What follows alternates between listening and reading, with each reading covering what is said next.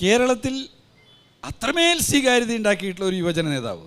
ആ യുവജന നേതാവിൻ്റെ ജനിച്ച നാട്, സംഭാവന ചെയ്തിട്ടുള്ള നാട് നിലമ്പൂരാണ്. ആ നിലമ്പൂരിൽ നിന്ന് കേരളത്തിൻ്റെ ആകെ നേതൃനിരയിലേക്ക് മാറിയിട്ടുള്ള സ്വരാജിനെ നിലമ്പൂരിൽ നിന്ന് നിയമസഭയിലേക്ക് അയക്കാൻ നിലമ്പൂരുകാർക്ക് കിട്ടുന്ന ഒരവസരമാണ്. അതവർ ഏറ്റെടുത്തിരിക്കുന്നു. അതുകൊണ്ട് ഇതര സ്ഥാനാർത്ഥികളെക്കുറിച്ച് പറയേണ്ടുന്ന കാര്യമുണ്ട്, പരാമർശിക്കേണ്ടുന്ന ആവശ്യമുണ്ട് എന്ന് എനിക്ക് തോന്നുന്നേ ഇല്ല. അതിൽ കോൺഗ്രസ് സ്ഥാനാർത്ഥിയായി പ്രഖ്യാപിച്ച ആൾക്കെതിരെ അൻവറിൻ്റെ പ്രഖ്യാപനം വരുന്നു.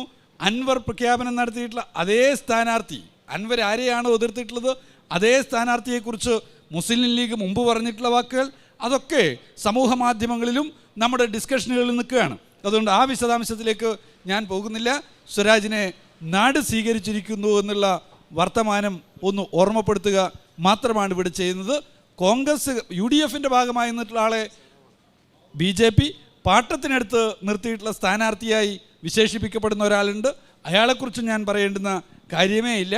അതുകൊണ്ട് ഒരു കാര്യം ഉറപ്പാണ്, സ്വരാജ് സ്വരാജ് സ്വരാജ് സ്വരാജ് അത് മാത്രമാണ് നിലമ്പൂരിൻ്റെ സ്ഥാനാർത്ഥി, ജനങ്ങളുടെ സ്ഥാനാർത്ഥി. അതിനപ്പുറത്ത് ജനങ്ങൾക്ക് വേറൊരു സ്ഥാനാർത്ഥി ഉണ്ടെന്ന് എനിക്ക് തോന്നുന്നില്ല. ജനങ്ങളും ജനവിരുദ്ധരും തമ്മിലുള്ള മത്സരമാണ്. ജനങ്ങളുടെ സ്ഥാനാർത്ഥി സ്വരാജ്.